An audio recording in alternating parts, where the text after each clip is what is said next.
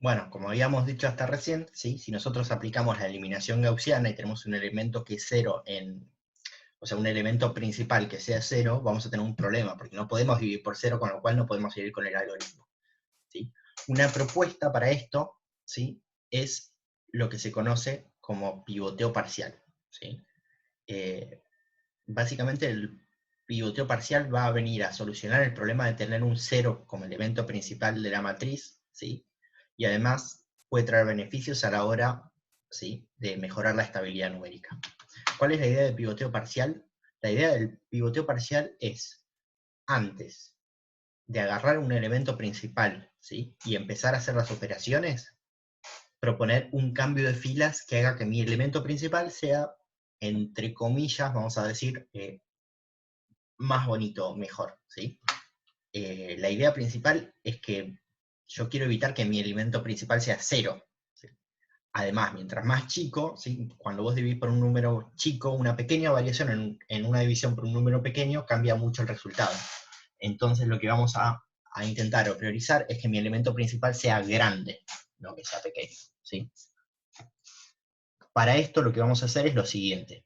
Si yo quiero realizar eh, la eliminación gaussiana, como veníamos haciendo con esta matriz extendida, ¿sí?, lo primero que voy a hacer es, voy a mirar la primera columna con la que voy a trabajar y voy a elegir el elemento más grande de esta columna, ¿sí? Y si el elemento más grande resulta ser, por ejemplo, el A21, lo que voy a hacer es voy a cambiar la fila 2 con la fila 1 para que ahora mi elemento principal sea el más grande de todos, ¿sí? Si yo cambio la fila de lugar el elemento principal de mi matriz, en la primera fila va a ser el que antes era A21, que es el que resultó ser el mayor de los tres, ¿sí? Entonces, una vez que yo hago este intercambio de filas, aplico, ¿sí?, la eliminación gaussiana para las filas siguientes. Y después vuelvo a repetir lo mismo con cada columna, ¿sí?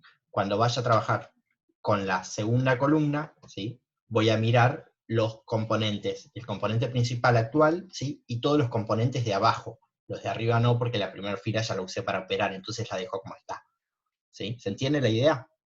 Si no, ahora vamos a ver un ejemplo que me parece que... ¿Vamos a ver un ejemplo? No, no vamos a ver un ejemplo. Miento. No vamos a ver un ejemplo ahora, por ahí más tarde en la práctica. Pero la idea es básicamente esta, ir cambiando columnas antes de hacer operaciones.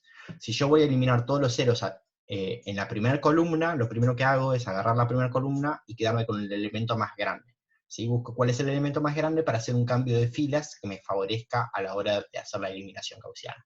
Después, cuando paso a la segunda columna, busco el elemento más grande, pero descarto, ¿sí?, el primer elemento de la segunda columna. En la tercera columna voy a descartar el primer y el segundo elemento y voy a buscar el más grande entre los que queden, y así, ¿sí?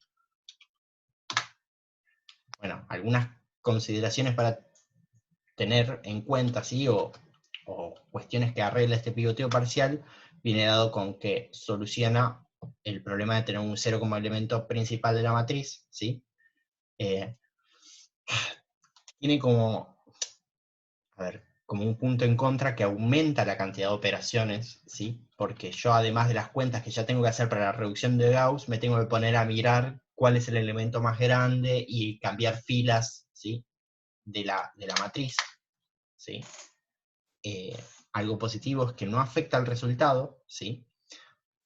Pero eso tendría que ponerlo entre comillas, porque no afecta al resultado siempre y cuando yo me guarde cuáles fueron esos cambios de filas que hice, porque si yo hago un cambio de filas, ¿sí?, el resultado va a tener cambiadas las filas, entonces por ahí me va a aparecer el X1 y el X2 cambiado de lugar.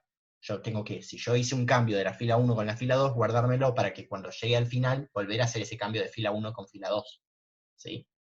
La idea es un poco esa, es un poquito más de potencia de cómputo que se agrega para evitar principalmente tener el problema de tener un cero en un elemento principal, pero además va a mejorar la estabilidad numérica del método. ¿Alguna pregunta respecto a pivoteo?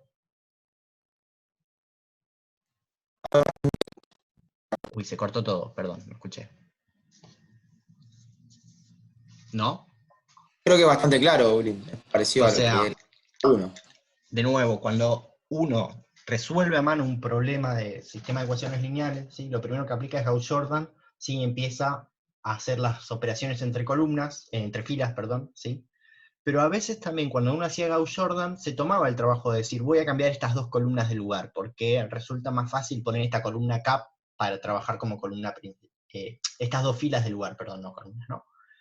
Esas son operaciones que uno también hacía cuando tenía el problema de Gauss-Jordan. O sea, podía cambiar filas de lugar. Bueno, esto es básicamente lo que se conoce como pivoteo.